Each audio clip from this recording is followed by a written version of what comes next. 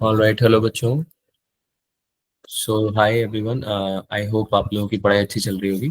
And आज के जो वीडियो रिकॉर्डिंग सेशन है उसमें हम डिस्कस करने वाले हैं आपके टेस्ट सॉल्यूशंस के बारे में, जो कि आप लोगों ने दिया था of the chapter electromagnetic wave. Okay, so इस चैप्टर में आपका जो इस टेस्ट में इस आपका जो चैप्टर आया था वो ओनली इलेक्ट्रोमैग्नेटिक वेव आया था, and there were almost 45 questions that were a part of this test in the physics section। And हम सारे क्वेश्चंस आज डिस्कस करने वाले हैं, तो कोई भी डाउट आपको आता है तो आप you can reach out to me. And also after going through this video solution आप एक बार खुद से भी प्रैक्टिस जरूर कीजिएगा सारे क्वेश्चंस की, right. Okay, so without any further adieu start करते हैं बच्चों। जैसे कि हमने डिस्कस किया, EM waves is the chapter जिसका ये टेस्ट था आपका। तो स्टार्ट करते हैं फर्स्ट क्वेश्चन से। You need to pick out the incorrect statement from the following. Mercury vapour lamp produces line emission spectrum. बिल्कुल सही बात है, it's completely informative question. Band spectrum helps us to study molecular structure, this is also true. Sunlight spectrum is an example of line absorption spectrum, again sunlight spectrum भी line absorption होता है। But oil flame produces line emission spectrum नहीं, ये आपका continuous emission होता है इसमें। Continuous emission होता है, नॉट लाइन एमिशन। तो ये आप अपने मॉड्यूल में भी आपका गिवन है, जो भी इसके बारे में इंफॉर्मेशन रिक्वायर्ड है आपको पढ़ने के लिए मैंने बोला था, तो एक बार गो थ्रू जरूर कीजिएगा just to get the idea of this theory part. Okay, moving forward. Next question आपको बोल रहा है electromagnetic waves propagating in medium with velocity v equals to vi cap. The instantaneous oscillating electric field of the electromagnetic wave is along y-axis, then the direction of oscillating magnetic field of the EM wave will be along। बहुत easy question है, हमने direction of EM waves पढ़ा था। Since आप सब लोगों को पता है कि E क्रॉस B जो होता है उसके डायरेक्शन में आपका क्या आता है, प्रोपगेशन ऑफ वेव आता है ना, वेव प्रोपगेट करती है। तो यहाँ पे जैसे कि आपको दिया हुआ है, आप बोल सकते हो कि ई जे कैप यानी कि इलेक्ट्रिक फील्ड आपकी वाई एक्सिस में है, इसका आप क्रॉस प्रोडक्ट अगर निकालते हो बी से, ये आपका आएगा वी आई कैप, राइट। यानी कि एक्स एक्सिस की डायरेक्शन में, एक्स डायरेक्शन में आपकी जो वेव है प्रोपोगेट करेगी, ठीक है। तो ऐसे ही अगर आपका बी यहाँ पे आ जाए कितना, जो कि क्वेश्चन में भी दे रखा है हम लोगों को, बी क्या क्या है, तो आपकी जो डायरेक्शन हो जाएगी प्रोपोगेशन की, डायरेक्शन ऑफ प्रोपोगेशन,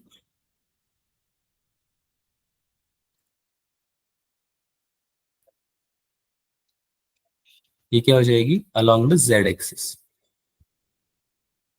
ठीक है, so B option is the correct answer. आगे चलते हैं।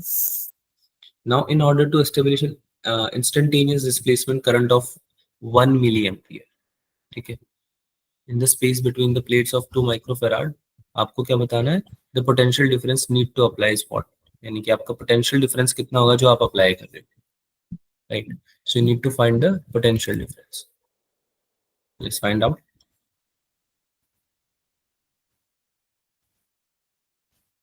कितना दे रखा है डिस्प्लेसमेंट करंट, 1 मिली एम्पियर।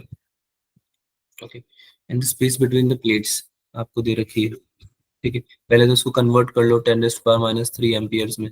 उसके बाद आपको कैपेसिटेंस दिया हुआ है, कितना दिया हुआ है, 2 माइक्रोफेराड्स, इसको भी कन्वर्ट कर लो फेराड्स में, कितना हो जाएगा, 2 इंटू 10⁻, माइक्रो में 10⁻6 होता है फेराड, ठीक है। देन आपको पता है कि आपका जो आईडी होगा वो आईसी के इक्वल होता है ना, डिस्प्लेसमेंट करंट होता है वो आपकी जो कन्वेंशनल करंट है उसके इक्वल होता है, ठीक है। तो ये क्या हो जाएगा, d by D t of C V, ऐसे क्वेश्चंस कर रखे हैं हमने, है ना। तो C into d V by D t हो जाएगा, change in potential with respect to time. Therefore जो d V by D t हो जाएगा आपका, क्या हो जाएगा बच्चों, आई डी अपॉन सी हो जाएगा क्या, है ना। इसकी वैल्यू कितनी आ जाएगी, 10⁻³ upon 2 into 10⁻⁶, that will be 500 volt per second, है ना, 500 वोल्ट पर सेकेंड। काफी इजी क्वेश्चन है, just go through all the formulas and you will be able to solve these questions. आगे चलते हैं, थ्योरेटिकल क्वेश्चन है, the energy of electromagnetic wave in vacuum is given by the relation. Vacuum में आपको बताना है, तो आपको पता है कि half epsilon naught E square जो होती है, ये आपकी होती है electric energy density, electrical energy density. Energy densities पढ़ी गई है हमने, ठीक है। इसके अलावा आपकी B square upon 2 mu naught, ये होती है मैग्नेटिक वाली, ठीक है। टोटल कितनी हो जाती है बच्चों, टोटल कितनी हो जाएगी, इसको ऐड कर देंगे दोनों को, है ना। तो टोटल क्या करेंगे, इसको ऐड कर देंगे तो डी ऑप्शन हो जाएगा आपका आंसर। आगे चलते हैं। Plane electromagnetic waves incident on plane surface of area A, normally incident हुई है, ठीक है। इस परफेक्टली रिफ्लेक्टेड यानी रिफ्लेक्ट भी हो रही है perfectly. If energy strikes the surface in time T then average pressure exerted on the surface. Average pressure निकालना बहुत इजी बात है, क्योंकि आपको पता है कि जो मोमेंटम है, इंसिडेंट मोमेंटम है, उसको कैसे लिखते हैं, क्या हो जाएगा वो, ई अपॉन सी, है ना, पढ़ा हुआ है हम लोगों ने ये। तो आपका जो चेंज इन मोमेंटम आ जाएगा, सिंस ये कंप्लीटली रिफ्लेक्टिव है, ट्वाइस हो जाएगा, है ना। इधर से आपका इंसिडेंट मोमेंटम आया, इधर से रिफ्लेक्ट हो गया, एंड आप अपोजिट डायरेक्शन में जा रहे हैं तो माइनस ऑफ माइनस यूज करोगे, तो P minus of minus P, that would be equal to 2p, right. ये हो जाएगा 2e/c। देन जो फोर्स होता है आपका, वो होता है change in momentum per unit time, change in time, rate of change of momentum होता है ना फोर्स, न्यूटन के सेकंड लॉ में पढ़ा था, तो ये हो जाएगा 2e/ct, राइट। देन प्रेशर निकालना है हमको, pressure, force per unit area होता है, प्रेशर बहुत इजी हो गया तो क्वेश्चन, क्या हो जाएगा आंसर, 2e/cta, है ना, या फिर ATC, तो ये वाला ऑप्शन आंसर हो जाएगा। बहुत इजी क्वेश्चन था अगेन, बस क्वेश्चन को एक बार है ना समझो कि वो पूछना क्या चाह रहा है, then it will be relatively easier for you. Electromagnetic wave travels along z-axis. Which of the following pair of space time varies fields would generate such a wave? ठीक है, तो z एक्सिस की तरफ अगर आपकी इलेक्ट्रोमैग्नेटिक वेव है, तो आपको पूछ रहे हैं कि आपकी इलेक्ट्रिक फील्ड और मैग्नेटिक फील्ड की क्या सिचुएशन होंगी जो कि जनरेट कर पाएगी। तो इससे बहुत ऑब्वियस सी बात है कि अगर एक्स z एक्सिस में आपका EM वेव जा रहा है, तो आपका EZ डायरेक्शन में, EZ आई कैप डायरेक्शन में तो हो जाएगा आपका इलेक्ट्रिक फील्ड BY कैप में हो जाएगा आपका मैग्नेटिक फील्ड, तभी आपका C कैप में आ पाएगा। तो यानी कि E तो आपकी किस डायरेक्शन में है, एक्स एक्सिस डायरेक्शन में है, और B जो है आपकी वो Y एक्सिस के डायरेक्शन में है। B जो है आपकी वो किस डायरेक्शन में है, Y एक्सिस के डायरेक्शन में है। तो कितना आंसर आ जाएगा इसका, A option, EX and BY। आगे चलते हैं, तो बहुत इजी क्वेश्चन है, डायरेक्ट थ्योरेटिकल क्वेश्चन है। Displacement current is continuous when electric field is changing in the circuit, बिल्कुल सही बात है, फर्स्ट ऑप्शन ही आपका करेक्ट है, ठीक है। तो continuous when magnetic field is changing in the circuit, गलत बात, continuous in the both type of fields नहीं, केवल तभी ही कंटीन्यूअस होता है जब इलेक्ट्रिक फील्ड चेंज हो रही है आपकी सर्किट, ठीक है। अगर इलेक्ट्रिक फील्ड चेंज होगी तभी आपका डिस्प्लेसमेंट करंट क्या रहेगा, कंटिन्यूअस रहेगा, हमें पढ़ के चुके हैं। नेक्स्ट क्वेश्चन करते हैं, चार्ज दिया हुआ पैरेलल पे कैपेसिटर पे Q naught cos 2 pi VT न्यूटी, the plates are very large and close together, बड़ी भी है प्लेट्स और सेपरेशन भी उनका क्या है, कम है, क्योंकि क्लोज है बहुत ज्यादा, ठीक है। The displacement current through the capacitor बताना, बहुत बढ़िया बात है। डिस्प्लेसमेंट करंट आपको पता है क्या होता है, ID, जो कि इक्वल होता है IC के, कंडक्शन करंट के, कंडक्शन करंट के इक्वल होता है, ठीक है। आगे अगर इसको सॉल्व करें हम, तो ये क्या हो जाएगा, dQ/dt हो जाएगा आपका, कंडक्शन करंट पढ़ा हुआ है हम लोगों ने, d/dt ऑफ Q की वैल्यू रखनी है आपको, कितनी है, Q naught cos 2 pi new T, इसको जब आप सॉल्व करोगे तो ये हो जाएगा -Q0 2 pi sign 2 pi sign, अंदर क्या रहेगा, 2 pi तो रहेगा इसी, तो 2 pi न्यू टी, कौन सा ऑप्शन राइट है बच्चों, बी ऑप्शन। डिफरेंशिएशन करना था बस, फॉर्मूला आपको पता ही है, डिफरेंशिएशन आप करोगे तो आपका आंसर आ जाएगा, ठीक है। आगे चलते हैं, नाइन्थ क्वेश्चन, इसमें आपको स्पेक्ट्रम के बारे में थोड़ी जानकारी होनी चाहिए, तब आप क्वेश्चन सॉल्व कर सकते हो। Photons of electromagnetic radiation is energy, energy दे रखी है और आपसे पूछा जा रहा है कौन से स्पेक्ट्रम में लाई करता है, ठीक। एनर्जी सबको पता है क्या होती है, hc/λ, राइट। लैम्डा क्या हो जाएगा, hc/E, तो वेवलेंथ निकाल सकते हो आप, एच सी की वैल्यू आपको पता ही है, 6.6 इंटू 10⁻34 इंटू 3 इंटू 10⁻8 अपॉन ई, ई की वैल्यू 11 किलो इलेक्ट्रॉन वोल्ट दे रखी है, तो 11 इंटू किलो को अगर पहले कन्वर्ट करना है तो 1000 से मल्टीप्लाई करते हैं, फिर इलेक्ट्रॉन वोल्ट में करना है तो इलेक्ट्रॉन की वैल्यू से मल्टीप्लाई करते हैं, ये सबको पता है ना आपको, अब तो क्वेश्चन प्रैक्टिस कर करके आ जाए, आना चाहिए। तो ये हो जाएगा आपका 12.4 एंगस्ट्रॉम के बराबर, ठीक है, 12.4 एंगस्ट्रॉम के बराबर। तो अगर आप देखें तो आपकी जो वेव जाती है एक्सरे से इंफ्रारेड की तरफ, तो इंक्रीजिंग ऑर्डर ऑफ फ्रीक्वेंसी में जाती है, तो वेवलेंथ आपकी क्या होती है, उल्टी अपोजिट होती है, तो ये आपका आंसर आ जाएगा एक्सरे रीजन। नेक्स्ट क्वेश्चन पे चलते हैं। Plane electromagnetic wave travels in free space along X axis.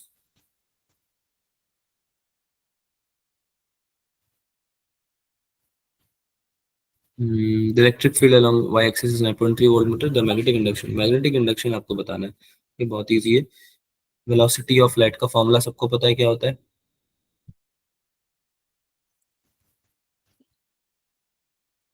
C equals to E by B, electric field induction और मैग्नेटिक इंडक्शन, तो B इक्वल्स टू हो जाएगा आपका E बाई सी। E की value कितनी दे रखी है बच्चों? 9.3, है ना, और आपको C की वैल्यू तो पता ही है, 3 × 10⁸। तो B की वैल्यू जो आपका मैग्नेटिक इंडक्शन है जो पूछा जा रहा है, कितना आ जाएगा? 3.1 × 10⁻⁸ टेस्ला। बहुत इजी है, बस आपको फॉर्मुलेज अगर आप याद रखेंगे तो अधिकतर क्वेश्चंस जो है नीट के वो आप इजीली बना सकते हैं। नेक्स्ट क्वेश्चन आपसे पूछ रहा है, plane electromagnetic waves incident on material surface of the wave delivers momentum p and energy E, then what? अगर आपकी प्लेन इलेक्ट्रोमैग्नेटिक वेव अगर वो इंसिडेंट हो रही है तो EM वेव होती है, आपको पता है क्या कैरी करती है?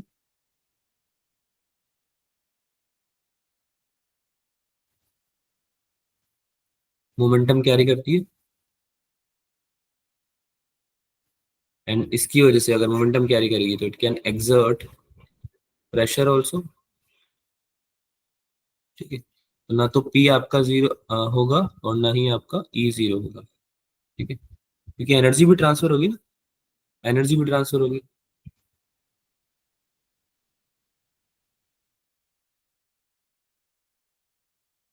ठीक है। तो कौन सा ऑप्शन चाहिए? B option. Intensity of electromagnetic wave will be, तो डायरेक्ट फॉर्मूला बेस्ड क्वेश्चन है, इंटेंसिटी आपको पता है half C epsilon naught E square होती है, ठीक है, तो बी ऑप्शन आंसर आ जाएगा। Electromagnetic radiation of highest frequency, ये भी आपको पढ़ाया हुआ है, थ्योरेटिकल क्वेश्चन है। जो फ्रीक्वेंसी होती है वो एक्स गामा रेस की सबसे ज्यादा होती है, फिर विजिबल की होती है ना, फिर आप देखोगे इंफ्रारेड। जो क्वेश्चंस में दिए हुए हैं आपके ऑप्शंस, उनकी अगर हम बात करें तो सबसे कम जो होती है वो रेडियो वेव की होती है, क्योंकि उसकी वेवलेंथ ज्यादा होती है ना, फ्रीक्वेंसी आप इनवर्सली प्रोपोर्शनल होती है ना। तो हाईएस्ट फ्रीक्वेंसी किसकी हो जाएगी? गामा रेज की। Frequency of a wave is 6 × 10⁻15 hertz. The wave is, अभी मैंने आपको याद करने के लिए बोला था कि इस रेंज की जो फ्रीक्वेंसी होती है वो किस में लाया करती है, तो अगर आपको याद आ रहा हो तो हमने स्पेसिफिकली पढ़ा था कि अल्ट्रा वायलेट वेव्स में इतनी फ्रीक्वेंसी होती है। अगर आपको याद नहीं भी आता है तो आप लेमडा भी निकाल सकते हो। कैसे निकालोगे? एच सी अपॉन ई से, क्योंकि ई क्या होता है? एच सी अपॉन लेमडा, उससे आप लेमडा निकाल सकते हो। क्यों? क्योंकि आपको एनर्जी गिवन है, आपको फ्रीक्वेंसी गिवन है तो आपको एनर्जी गिवन है, एच न्यू इक्वल्स टू, ठीक है। तो आप लेमडा निकाल सकते हो उससे। पहले एनर्जी निकालोगे, पहले एनर्जी निकालोगे, फिर लैम्डा निकालोगे, और फिर लैम्डा आपको अगर आइडिया है कहाँ पे लाई करता है तो आप आंसर निकाल सकते हो। अदरवाइज आपको अगर स्पेसिफिकली पता है कि फ्रीक्वेंसी भी मैंने बोला था कुछ याद करने के लिए, स्पेशली यूवी वेव्स की, तो आपको डायरेक्ट आप आंसर मार्क कर सकते हो इस केस में। आगे चलते हैं। Electromagnetic wave in non magnetic dielectric medium, non magnetic है आपका डाइलेक्ट्रिक मीडियम जो है, ठीक है, is given by this, which distance in metre and time in seconds, electric constant, dielectric constant आपको निकालना है मीडियम का, यानी कि के डी की वैल्यू आपको निकालनी है। आप सबको पता है रिफ्रैक्टिव इंडेक्स को आप रिप्रेजेंट करते हो के एम मल्टीप्लाई बाई के डी। इसको नोट कर लेना अगर आप भूल चुके हैं या नहीं पता है तो।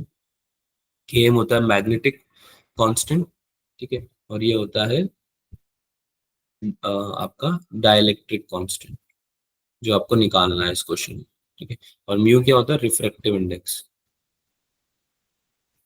जैसे कि आपको इक्वेशन यहाँ पे दी हुई है, equals to E naught sine 4 × 10⁻⁷ x-50t।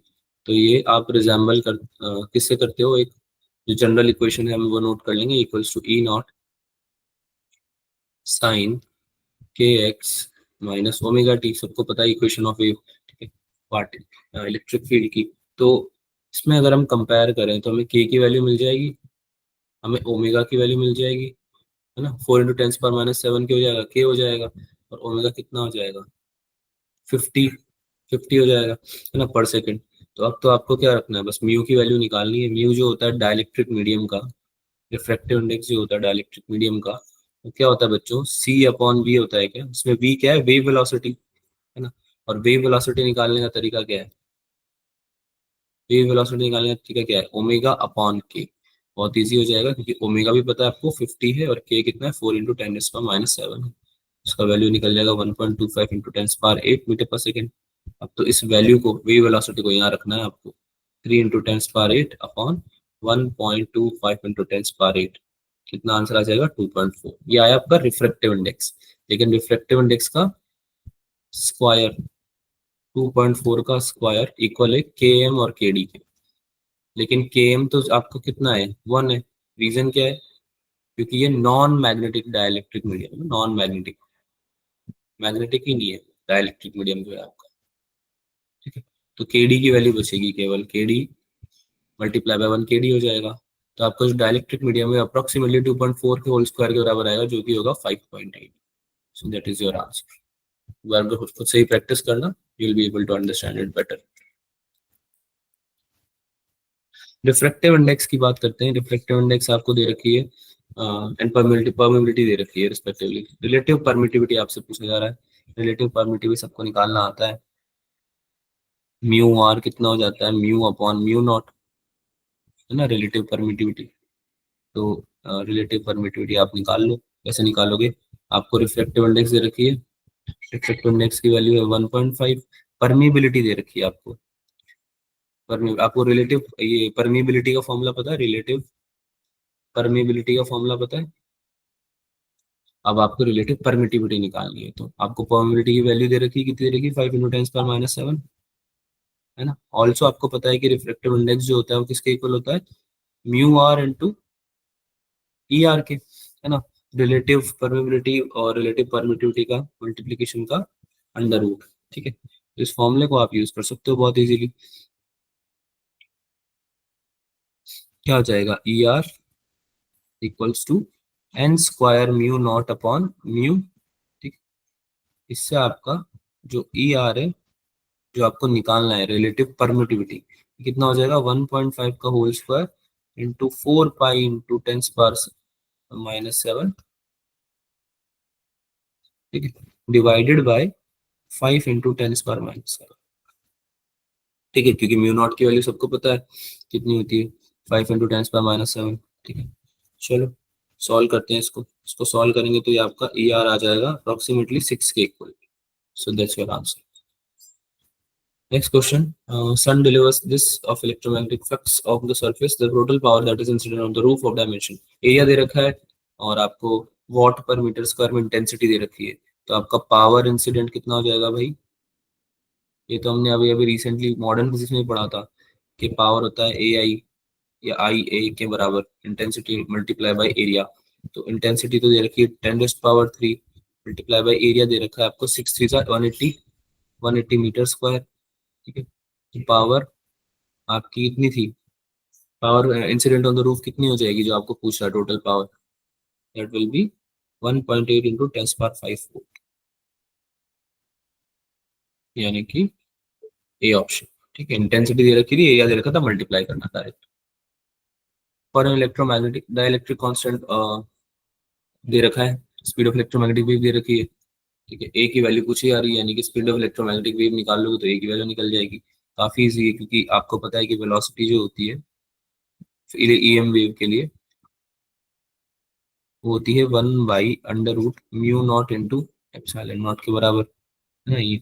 तो ये आपकी 3 × 10⁸ आती है स्पीड ऑफ लाइट, ये speed of EM wave, speed of light, ठीक है। तो इससे आपको पता चलता है कि आपका जो ए है वो आएगा 3।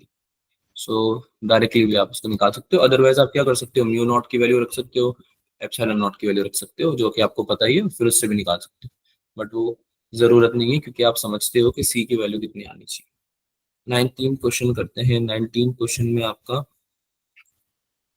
हम कौन सा सही है, A the wavelength of microwave greater than the ultraviolet, बिल्कुल सही बात है। माइक्रोवेव बहुत ज्यादा लेंदी वेवलेंथ रखती है। ठीक है, तो बी ऑप्शन हो जाएगा infrared rays lesser than ultraviolet rays, गलत बात, इंफ्रारेड की ज्यादा होती है। सी ऑप्शन भी आपका गलत हो जाएगा, ठीक है, माइक्रोवेव की ऐसा नहीं होती। और डी ऑप्शन बोला गामा रेज शॉर्टेस्ट वेवलेंथ, ये सही है, तो A and D is the right answer.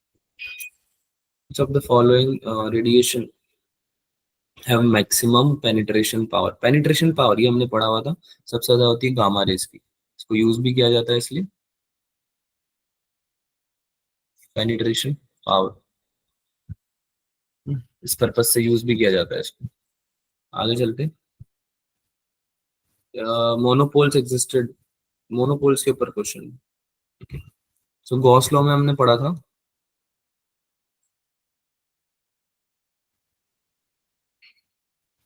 Integral of B dot D S कितना होता है, जीरो होता है। ठीक है, तो ये हमेशा वैलिड होता है, क्योंकि जो आपके मैग्नेटिक पोल्स होते हैं they are always in pairs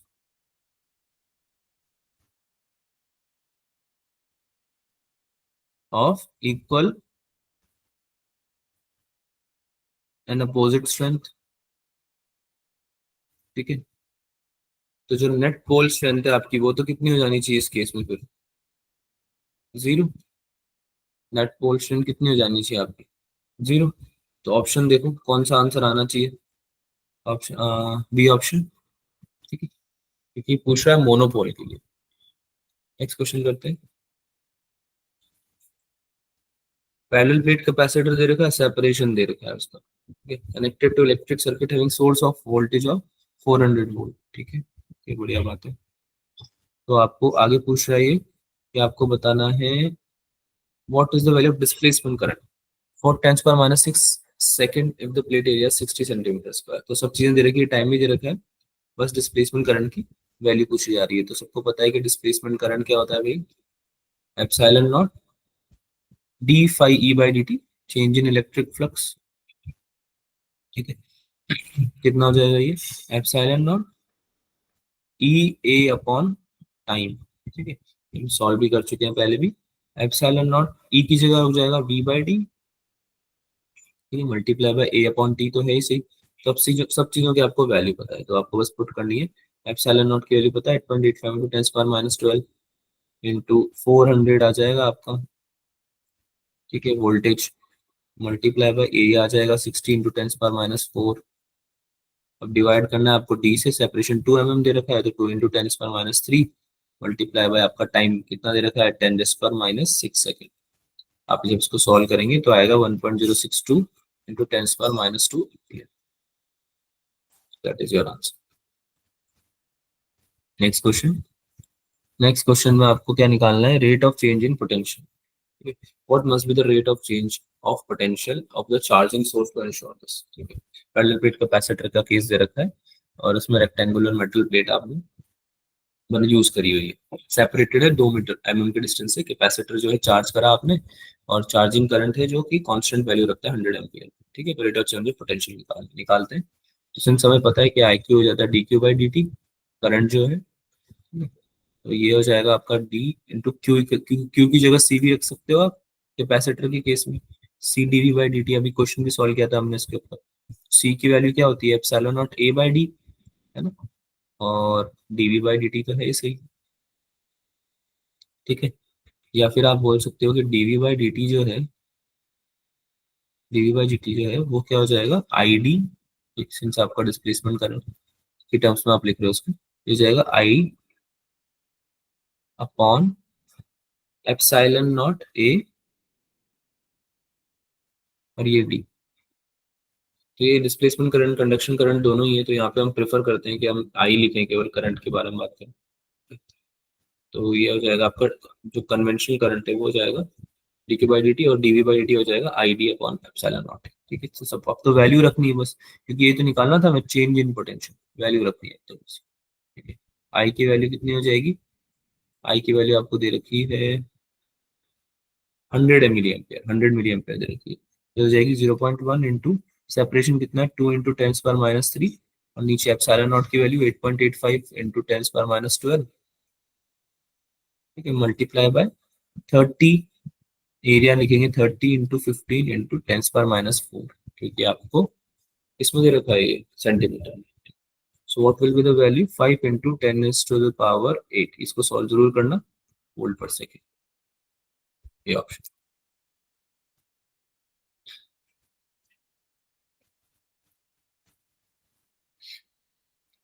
next question में आपको दे रखा है आर की वैल्यू 0.12 मीटर दे रखी है, रेडियस की वैल्यू, करंट की वैल्यू दे रखी है 0.12 एम्पियर। तो एरिया ऑफ प्लेट कितना हो जाएगा आपका πr², पाई इंटू 0.12 का होल स्क्वायर, ठीक है, ये हो जाएगा एरिया ऑफ प्लेट। अब आपको कंसिडर करना है, क्वेश्चन को आप अच्छे से पढ़ लें पहले, उसके बाद आप समझे कि आपको एक लूप कंसिडर करना पड़ेगा।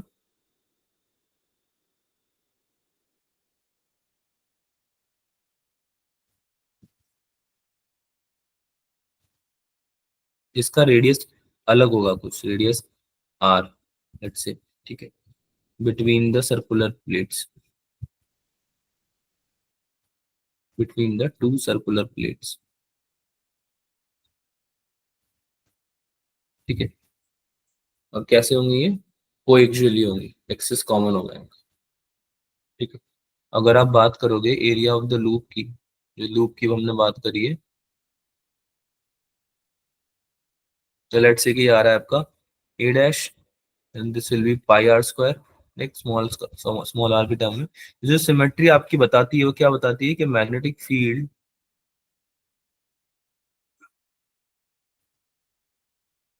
जो इंडक्शन है, यानी कि बी है, ये होगा इक्वल इन मैग्नीट्यूड और होगा टेंजेंशियल, टेंजेंशियल होगा किस पे, हर पॉइंट पे सर्कल की,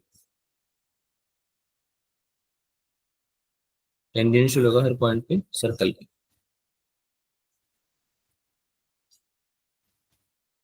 ठीक है। तो इस केस में हम क्या लिख सकते हैं बच्चों, हमने मैक्सवेल की लॉस पढ़े हैं सारे।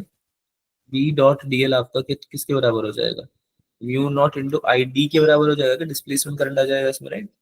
ये कितना हो जाएगा, 2 × pi into B equals to mu naught into, जो कौन सा करंट है, ये current passing through A dash वाला एरिया, राइट। इसको हम सॉल्व करते हैं।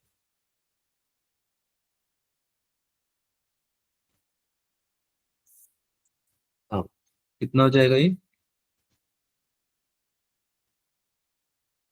कलर चेंज कर लेते हैं।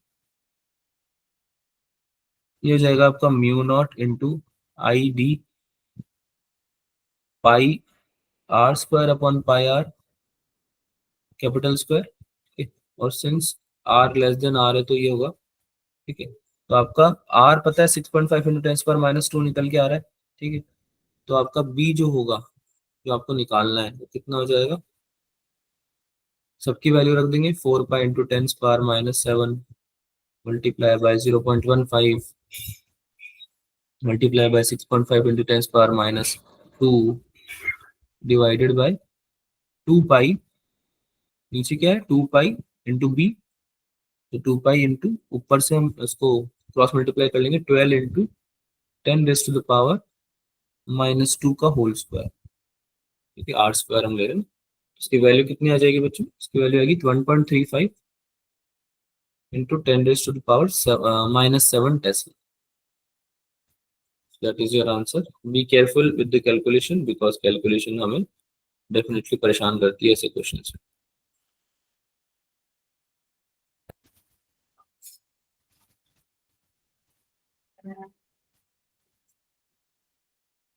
डायमेंशंस बतानी है, वेलोसिटी 1/वेलोसिटी के स्क्वायर के बराबर हो जाएगा ये तो, म्यू नॉट और ई नॉट, क्योंकि आपको पता है सी क्या होता है, 1/√म्यू नॉट और एप्सिलॉन नॉट है ना, और सी का तो आपको डायमेंशन पता ही है, कितना होता है, मीटर पर सेकंड होता है। तो इसका आंसर क्या हो जाएगा, T²L-2, यानी कि second square upon metre square. The phase and orientation of the magnetic vector associated with electromagnetic corresponding electric vector by, ये तो हमको पता है 0 और π/2 से होते हैं. If Vg, Vx, Vm are the speeds of gamma, x and microscopic vacuum, then आपको स्पीड कंपेयर करनी है. तो स्पीड आपको सबको पता है, स्पीड तो इसकी इक्वल होने वाली है. अगर आप बात करो गामा रेज, एक्स रेज और माइक्रोवेव्स की, ठीक है. अगर हम स्पीड की बात करें तो जो आपके कंपोनेंट्स होंगे इलेक्ट्रोमैग्नेटिक स्पेक्ट्रम के, इसमें जो होती है सेम है, स्पीड ऑफ लाइट होती है, वैक्यूम में जैसे होती है वैसे. नेक्स्ट क्वेश्चन की हम बात करें, म्यूचुअली परपेंडिकुलर आपके इलेक्ट्रिक और मैग्नेटिक फील्ड की बात हो रही है ईएम वेव्स में. तो ईएम वेव्स में क्या होता है, इलेक्ट्रिक और मैग्नेटिक फील्ड होते तो सेम फेज में ही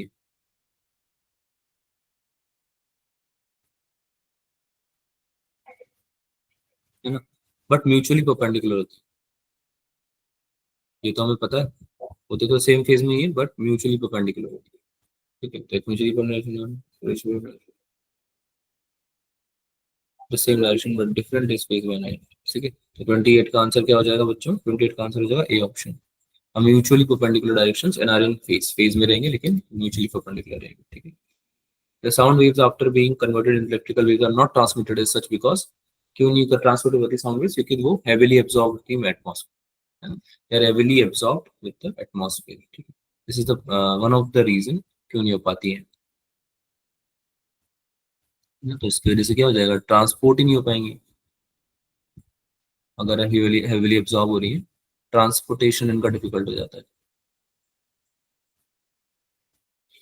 ट्रांसपोर्टेशन गेट्स डिफिकल्ट. आगे चलते हैं. प्लेन इलेक्ट्रोमैग्नेटिक वेव की बात हो रही है of intensity 6 watt per meter square stacks a small area of 30 centimeter square held perpendicular to the approaching wave. The momentum transferred by the wave to the mirror, momentum transferred by the wave to the mirror each second is, momentum transferred निकालना है. ठीक है, निकालते हैं.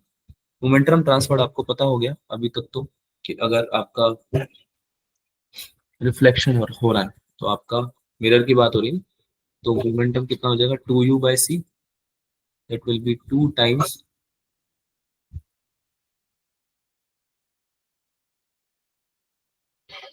ठीक है, और ये क्या है आपका एरिया एवरेज, है ना. सॉल्व करते हैं इसको. 2 into 6 into 40 into 10 raised to the power -4. ठीक है, ये आपका एरिया तो हो जाएगा 40 सेंटीमीटर स्क्वायर, 40 × 10⁻⁴ लिख लोगे आप. और आपका जो वेव इंटेंसिटी है, एवरेज वेव इंटेंसिटी हो जाएगा 6 watt/मीटर स्क्वायर. ठीक है, तो आंसर कितना हो जाएगा, 1.6 × 10⁻⁻10 kg/मीटर/सेकंड स्क्वायर. कौन सा ऑप्शन है, डी ऑप्शन. तो ये फॉर्मूले भी हमने पढ़े हुए थे, that your momentum transferred by the wave is 2u/c. ठीक है, मिरर के केस में जैसे किया हो जाएगा. अगला क्वेश्चन करते हैं. अगले क्वेश्चन में, ठीक है, आपको बताना है बेसिकली रिलेशन, ठीक है, स्पीड ऑफ वेव के साथ बाकी सब चीजों का. उसमें k जो है वो क्या है, डाइलेक्ट्रिक कांस्टेंट है. तो आपको ये तो पता है कि c होता है 1/μ0 इंटू एप्सिलॉन नॉट का अंडर रूट, राइट. अच्छा, जो किसी मीडियम में, ठीक है, ये वैक्यूम में है ये तो. अगर हम मीडियम की बात करें तो क्या हो जाएगा, 1/μc, है ना, 1/μc हो जाएगा. तो जो c/v है वो क्या हो जाएगा, mu into epsilon, sorry, upon mu naught into epsilon not. तो ये एप्सिलॉन नॉट और म्यू नॉट बच्चों वैक्यूम में वैल्यू है ना. म्यू और सी क्या है, म्यू और ई क्या है, वैल्यू इन, यहाँ पे एप्सिलॉन आएगा एनी मीडियम, है ना. परमेबिलिटी और परमिटिविटी की वैल्यू है किसी मीडियम में. तो आपका यहाँ से क्लियरली वी जो आएगा वो क्या आएगा, c/μr. अगर आप रिलेटिवली देख रहे हो तो μr इंटू के आपका क्या है, डाइलेक्ट्रिक कांस्टेंट. डाइलेक्ट्रिक कांस्टेंट, ठीक. So that will be your answer. Which option will be your answer, C option.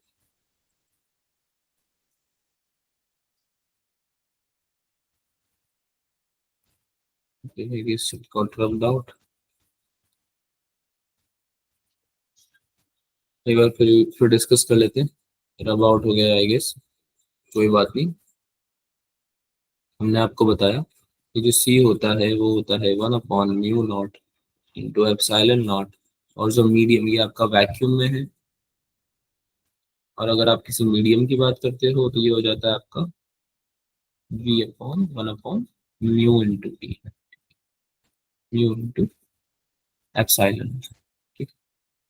अब अगर आप C/V लिखते हो उसको तो ये हो जाएगा mu into E, mu into epsilon upon μ0 into epsilon naught. ठीक है। ये आपका V जो है स्पीड वो कितना हो जाएगा C/μr,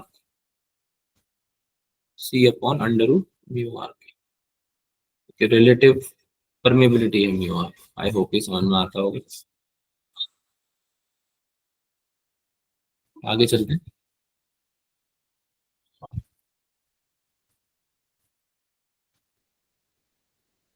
electromagnetic wave of frequency 3 megahertz passes from a vacuum in a dielectric medium with reflected x2। आपको बताना वेवलेंथ और फ्रीक्वेंसी के बारे में कि चेंज होगी या अनचेंज रहेगी। तो वेवलेंथ पता है सबको क्या होती है, स्पीड अपॉन फ्रीक्वेंसी होती है क्या? ठीक है। सो वेवलेंथ जो है डायरेक्टली प्रोपोर्शनल है स्पीड के।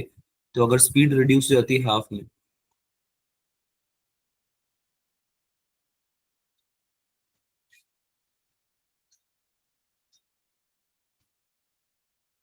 वेवलेंथ भी रिड्यूस हो जाएगी हाफ में।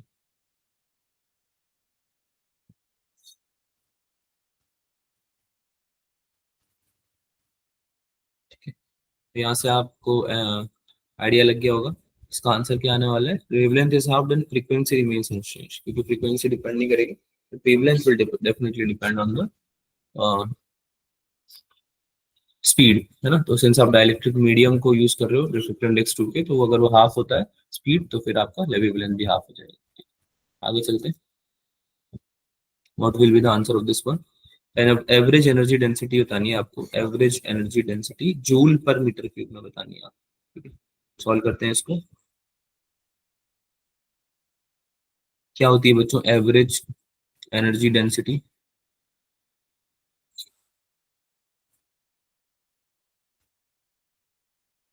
अगर आप इसको म्यू ई लिखते हो तो ये क्या हो जाती है half into epsilon naught E square. पढ़ चुके हैं हम बहुत बार। ठीक है। तो कितना हो जाएगा half into epsilon naught E naught by root, है ना, क्योंकि ये RMS value, it's RMS value. What will be this, this will be 1/4 epsilon naught E square. Epsilon naught लिख सकते हो चाहो तो आप यहाँ पे। ये कितना हो जाएगा 1/4 इंटू 8.85 इंटू 10⁻⁻12 इंटू 1 का स्क्वायर। ये हो जाएगा 2.2 इंटू 10⁻⁻12 जूल पर मीटर क्यूब। ठीक है। कौन सा ऑप्शन है? B option. नेक्स्ट क्वेश्चन करेंगे। आपको निकालनी है इसमें इंटेंसिटी ऑफ फोकस बीम। क्या क्या दे रखा है? हीलियन हीलियम नियॉन लेजर का एनर्जी दे रखा है, रेट दे रखा है 1 मिलीवॉट, एंड इट्स वेवलेंथ दे रखी है 632.8। गुड। सॉल्व करते हैं इसको। इंटेंसिटी क्या होती है? पी अपॉन है। और एरिया की अगर हम बात करें, एरिया जिससे कि आपका एनर्जी बीम पास हो रहा है,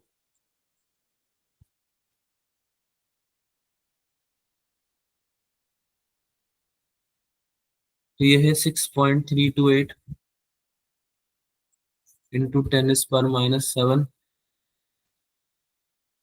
ठीक है। कितना हो जाएगा ये? 4 इंटू 10⁻13 मीटर स्क्वायर। ठीक है। तो आप निकाल सकते हो आई इक्वल्स टू क्या हो जाएगा। पी तो आपको दे रखा है मिलीवॉट में, तो 10⁻³ दे रखा है। एरिया आपने अभी अभी निकाला है 4 इंटू 10⁻13। कितना हो जाएगा ये 2.5 इंटू 10⁻9 वेबर पर मीटर स्क्वायर। इस वन पॉइंट सोर्स की बात हो रही है, आपको पूछा जा रहा है कि कितना आपका आरएमएस वैल्यू का इलेक्ट्रिक फील्ड का डिस्टेंस ऑफ 4 मीटर। ठीक है। एवरेज पावर भी दे रखी है आपको। तो आपको सबको पता है कि पॉइंट सोर्स के लिए एवरेज इंटेंसिटी क्या हो जाती है, P upon 4 pi R square. Wave fronts बनते हैं स्फेरिकल, क्योंकि कैपिटल आर भी चाहो तो ले सकते हो इसको, स्मॉल आर भी ले सकते हो, कोई इशू नहीं आ जाती इसमें। तो ये आपका हो जाएगा म्यू एवरेज इंटू सी। और आपको पता है एवरेज एनर्जी डेंसिटी क्या होती है, half epsilon naught E square multiply by C. ठीक है, यहाँ से आप निकाल सकते हो एप्सिलॉन नॉट को, ई को सॉरी, क्या हो जाएगा ये 2 मल्टीप्लाई बाय, ओरिएंटेड करके लिखते हैं,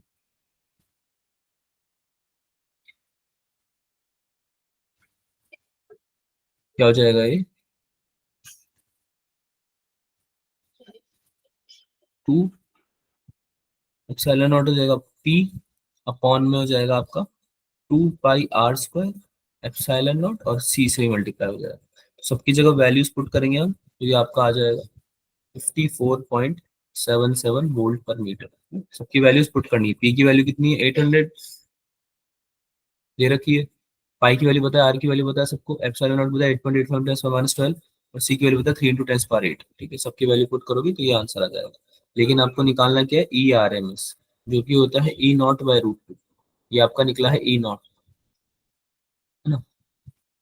तो ई नॉट बाय रूट टू कर दो, 54.77 डिवाइडेड बाय रूट टू 1.414 होती है अप्रोक्सीमेटली इसकी वैल्यू। ये अप्रोक्सीमेटली कितना आ जाएगा 38.9 volt per metre. 38.9 is your. ये चलते हैं नेक्स्ट न्यूमेरिकल है। इसमें आपको निकालना है rate of change of momentum, यानी कि एवरेज फोर्स। एवरेज फोर्स कैसे निकाल सकते हैं, rate of change of momentum से। ठीक है, तो एनर्जी कितनी होती है ईएम वेव की,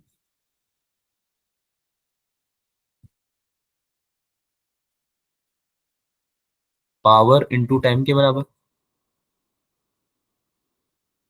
कितना हो जाएगा, यानी 18 multiply by 12, sorry 20 multiply by 30। ठीक है, 30 मिनट्स की बात हो रही है, लेकिन सेकंड्स में कन्वर्ट करना पड़ेगा इसको, सेकंड्स में कन्वर्ट करना पड़ेगा। तो इसकी वैल्यू कितनी आ जाएगी 648,000 जूल।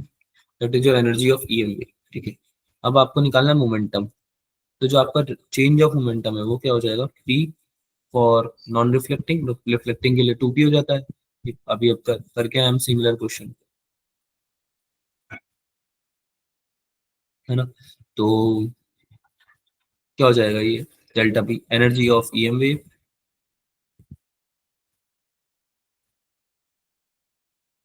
ई अपॉन सी के बराबर होता है। वैल्यूज रख दो, 648,000 अपॉन सी का 3 × 10⁻8। कितना वैल्यू आया भाई, 216 इंटू 10⁻⁻5 kg मीटर पर सेकेंड। ठीक है, एंड नाउ एवरेज फोर्स निकाला जा सकता है।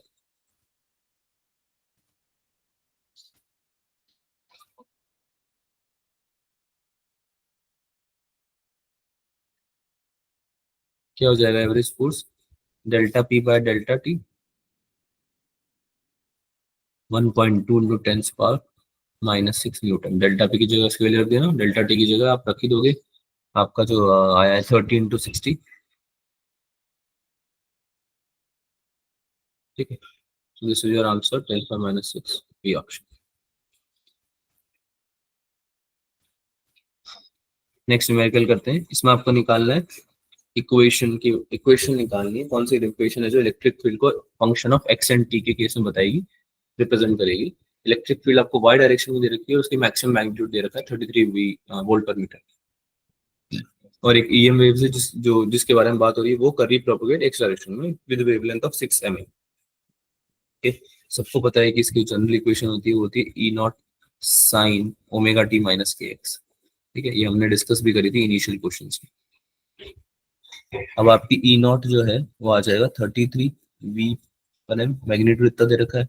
ओमेगा की वैल्यू सबको पता है कि 2 पाई/t होती है ना। और टाइम पीरियड जो होता है लैम्डा अपॉन सी होता है। आपका जो ओमेगा है वो कितना हो जाएगा 2 पाई c अपॉन लैम्डा इंटू के, ये इक्वल होगा 2 पाई अपॉन लैम्डा के। ठीक है, तो इससे आप बता सकते हो क्लियरली कि आपका जो रिक्वायर्ड इक्वेशन है वो क्या होना चाहिए, 33 sin पाई इंटू 10⁻11 ब्रैकेट में आएगा t - x/c। जब आप इसको इक्वेट करोगे, इक्वल टू जीरो करके इक्वेट करोगे, this will be your equation. That means B option is the right answer. Next question, wavelength of EM wave निकालनी है। वेवलेंथ तो बहुत इजी है, c/v हो जाएगा। जो वैल्यू है पुट कर दो, 3 × 10⁸ मीटर पर सेकेंड। वन वेव स्पीड कितनी दे रखी है भाई, 2 × 10⁻10 हर्ट्स, जो आपकी फ्रीक्वेंसी है। c/न्यू, न्यू की वैल्यू है 2 × 10⁻10। ठीक है, wavelength equals to frequency, 1.5 × 10⁻²। Easy question.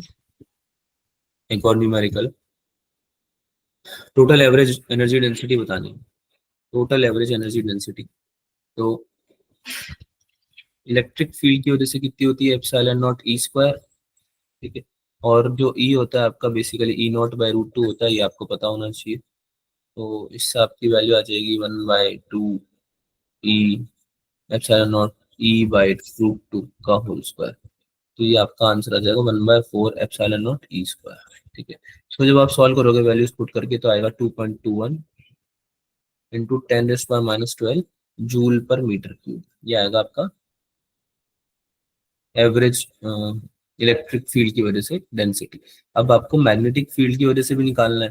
ठीक है, क्योंकि आपका जो यू होता है वो तो यूई प्लस यूवी के बराबर होगा, मैग्नेटिक फील्ड के बराबर भी होगा ना, तो 2 यूई के बराबर भी हो सकता है, क्योंकि ये इक्वल होते हैं। ये हमने डिस्कस किया था कि दोनों की वजह से जो एनर्जी डेंसिटीज आती है वो इक्वल होती है, तो 2 यूई के बराबर भी हो सकता है। तो यू कितना हो जाएगा, 2 × 2.21 × 10⁻²। That will be your answer, 4.42 into 10⁻²। B option is the right answer. An electromagnetic wave of frequency 3 GHz enters a dielectric medium relative permittivity. Wavelength of this wave in that medium will be what? ठीक है, since आपको पता है कि जो reflective index होता है n, वो इक्वल होता है √of relative permeability multiply by relative permittivity. ठीक है, तो इसकी वैल्यूज दे रखी है, तो ये हो जाएगा 1 into 2.25, that will B 1.5। Right, now since आपको पता है कि रिलेटिव परमिबिलिटी म्यू आर की वैल्यू आपको दे रखी है 1, देयरफॉर वेवलेंथ क्या हो जाएगी इसकी, वेवलेंथ इन मीडियम क्या हो जाएगी, lambda M equals to lambda of vacuum. Vacuum में कितनी वेवलेंथ है डिवाइडेड बाय रिफ्लेक्टिव इंडेक्स, ऐसे निकालते हैं हम ना रिफ्लेक्टिव, अगर मीडियम से कंपेयर कर रहे होते हैं तो ये क्या हो जाता है, c/v हो जाता है क्या, और ये हो जाता है एन की वैल्यू कितनी हो जाएगी, 1.5। अब ये भी निकाली तुम लोगों ने, है ना? ये हो जाएगा 3 × 10⁸ c डिवाइडेड बाय 3 × 10⁹, जो कि आपको दिया भी हुआ है 3 GHz की फ्रीक्वेंसी है। c/μ अगर आप पुट करोगे लैम्डा की जगह, divided by 1.5, so that would be your answer, 6.667 into 10⁻² centimetre. 667 would be your right answer, क्योंकि 10⁻² सेंटीमीटर तो पीछे दे रखा है स्पेस में। Next question is theoretical. Every body at all times basically, है ना, सारे टेम्परेचर पे रेडिएशन एमिट करती है अंटिल टेम्परेचर जीरो नहीं होता है, T = 0 के अलावा।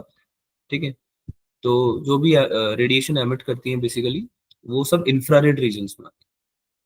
तो जो भी बॉडी एनर्जी रेडिएट कर रही है बेसिकली, है ना, हीट रेडिएट कर रही है, वो सब किस में आने वाली है, सब infrared regions, radiation emitted in the infrared reason.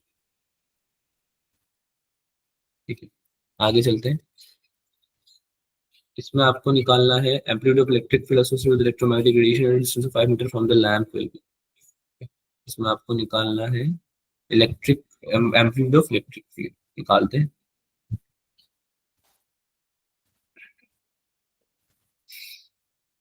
Area कैसे निकालेंगे, पहले तो एरिया की बात करते हैं। 4 पाई r² हो जाएगा, है ना। 4 पाई इंटू 10⁻⁴ 4 पाई इंटू 5²। ठीक है, ये हो जाएगा आपका 100 पाई मीटर²। ठीक है, एरिया आपने निकाल लिया। अब आपको पता है कि आपके पास जो इंटेंसिटी है क्या होती है, 100, और इसका 3%, लैम्प जो है 3% जो है कन्वर्ट कर पा रहा है बेसिकली ना पावर, इलेक्ट्रिकल पावर को इलेक्ट्रोमैग्नेटिक वेव में। तो इसका 3% निकालना पड़ेगा हमें 100 का। उसको डिवाइड करना पड़ेगा हमें किससे, 100 पाई से ना, जो आपका एरिया निकल के आया है। ये कितना हो जाएगा, 3/100 पाई वेबर पर मीटर स्क्वायर। अच्छा, हमें ये भी पता है कि आपकी जो आई की वैल्यू है उसको आप ऐसे भी लिख सकते हो, हाफ इंटू नॉट, एवरेज की बात नहीं हो रही यहाँ पे, हाफ नहीं आएगा। तो ये आपका आ जाएगा आई की वैल्यू, ये epsilon not into E square, कौन सा ई, आर एम एस वाला है ना, मल्टीप्लाई बाय सी। तो ई आर एम एस कितना आ जाएगा, ई आर एम एस कितना आ जाएगा, 1/√ऑफ एप्सिलॉन नॉट सी। राइट, इसको सॉल्व करो। अंडर रूट में क्या क्या वैल्यूज आ रही है, ये आ रहा है आपका 8.85, 100 पाई से मल्टीप्लाई करेंगे पहले तो, 8.85। अच्छा, इसमें आपका आई भी आएगा, इंटू 10⁻⁻12 मल्टीप्लाई बाय सी की वैल्यू सबको पता है, 3 × 10⁻8। ये अप्रोक्सीमेटली कितना आएगा, 1.9 वोल्ट पर, 1.9 वोल्ट पर मीटर। ठीक है, लेकिन आपको निकालना क्या है, आपको एम ई मैक्स की वैल्यू निकालनी है। ई मैक्स की वैल्यू जो जाएगी वो होगी √2 times E R M S. E R M S क्या होता है, E0/√2। तो E0 क्या हो जाएगा, √2 into E R M S. तो ये √2 से मल्टीप्लाई करना पड़ेगा 1.9। भी क्या आंसर हो जाएगा, इसका आंसर जो भी हो जाएगा 2.68 volt per metre. That would be your answer, 2.6, यानी कि बी ऑप्शन। नेक्स्ट ऑप्शन पे चलते हैं, नेक्स्ट क्वेश्चन पे चलते हैं। एवरेज इंटेंसिटी निकालनी है इसमें। एवरेज इंटेंसिटी तो आपको पता है क्या होती है, 1/2 C∈0 E², है ना, ई नॉट का स्क्वायर। अब तो आपको सब वैल्यूज पता ही है, 3 × 10⁻8 मल्टीप्लाई बाई 8.85 इंटू 10⁻⁻12। और अगर आप ध्यान से देखें तो आपको दे रखा है E0 की वैल्यू 36 का उस अपॉन, डायरेक्ट आपकी एवरेज क्या आ जाएगी, इंटेंसिटी आ जाएगी बीम की 1.72, 1.7। तो पूरा क्वेश्चन पढ़ने की जरूरत, आप पूरा क्वेश्चन अगर आप समझना चाहोगे तो इसमें आपको जो वैल्यू चाहिए थी वो एप्सिलॉन नॉट के, ई नॉट की वैल्यू चाहिए। एक फ्लैश लाइट की बात हो रही थी, तो आप उस केस में उसको इंटेंसिटी को कंसिडर कर सकते थे। A plane electromagnetic wave is propagating along z direction. If the electric field component of this wave is in direction of I plus j, then which of the following is in the direction of magnetic field component? तो ठीक है, EM wave के लिए हमें पता है कि जो डायरेक्शन होती है प्रोपगेशन की वो ई क्रॉस बी में होती है। ऑल्सो जो ई डॉट भी होता है, सिंस म्यूचुअली परपेंडिकुलर होते हैं दोनों, ये ई डॉट भी होता है वो जीरो होता है ना? और ई क्रॉस बी इसकी डायरेक्शन में होना चाहिए, डायरेक्शन ऑफ वेव प्रोपगेशन। ठीक है, तो इसका मतलब आपका आंसर क्या हो जाएगा, -i cap plus j cap. यही एक ऑप्शन है जो कि इन दोनों चीजों को सेटिस्फाई करे। ठीक है, ऐसे सॉल्व करें। Last question, if the resonant frequency of water molecules, ठीक है, आपको वो कंडीशन बतानी है under which microwave oven heats up a food item containing water molecules. सबसे अच्छे से मोस्ट एफिशिएंटली कब कर पाएगा। ठीक है, तो ऐसा कब कर पाएगा, जब आपका जो रेजोनेंट फ्रीक्वेंसी है वाटर मॉलिक्यूल्स का, है ना, और जो फ्रीक्वेंसी है माइक्रोवेव्स का, वो इक्वल हो जाए।